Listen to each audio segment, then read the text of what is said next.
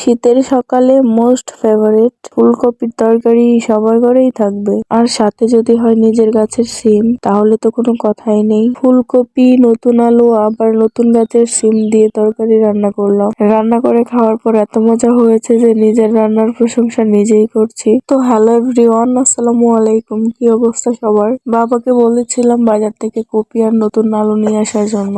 যেই কথা সেই কাজ। আমি বাবাকে যা যা আনার কথা বললাম, বাবা বাজার থেকে গিয়ে নিয়ে আসছে। আর আমি সবজিগুলোকে এখন ঝাঁকাতে তুলে রাখতেছি। বাবা বাজার থেকে নতুন আলু, টমেটো, কপি আর বেগুন নিয়ে আসছে। সাথে কিউট কিউট এতগুলা কাঁচামরিচও নিয়ে আসছে। কিউট বললাম এই জন্য আবার আপনারা কিছু বললেন না, কারণ আমার কাঁচামরিচ অনেক পছন্দ। ভাতের সাথে কাঁচামরিচ চাবিয়ে খেতে অনেক মজা লাগে। এখানে ফুলকপি আর বেগুনও রয়েছে। আর এই তো আমাদের সিম গাছ থেকে আজকে প্রথম সিম তুললাম। এই সিম গুলো আমি কপির সাথে দিব।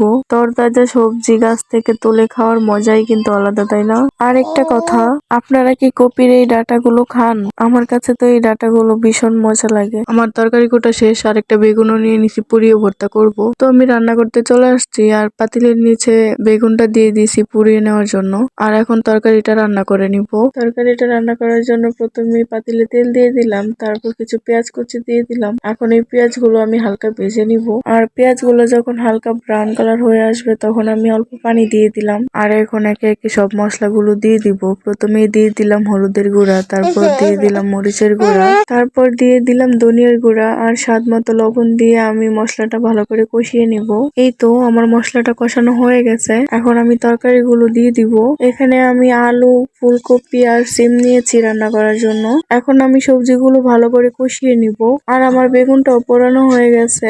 এদিকে আবার আমি একদিকে তরকারি বসাইছি, আর অন্যদিকে ভাত বসাই দিছি। আর ভাতটা হয়ে গেলে আমি মাছটা ভেজে নিব তরকারির। আর গাইস, এটা হচ্ছে আমার ভাঙাচোরা সেই রান্নাঘর, যে রান্নাঘরে আমি রান্না করে আপনাদের সাথে ভিডিও শেয়ার করি। আসলে আমার ভিডিওতে আমি তেমন আর্টিফিশিয়াল কিছু দেখাই না। প্রতিদিন যা রান্না করি বা আয়ানকে নিয়ে আমি যা করি আর কি, সেগুলোই আপনাদের সাথে শেয়ার করি। তো যাই হোক, আমার তরকারিটা কষানো হয়ে গেছে। এর মধ্যে আমি টমেটো দিয়ে দিলাম। আর টমেটো দিয়ে হালকা কষিয়ে আমি এখন জল দিয়ে দিচ্ছি পরিমাণ মতো। আর এখন 5-10 মিনিটের মতো তরকারিটা আমি রান্না করে নিব।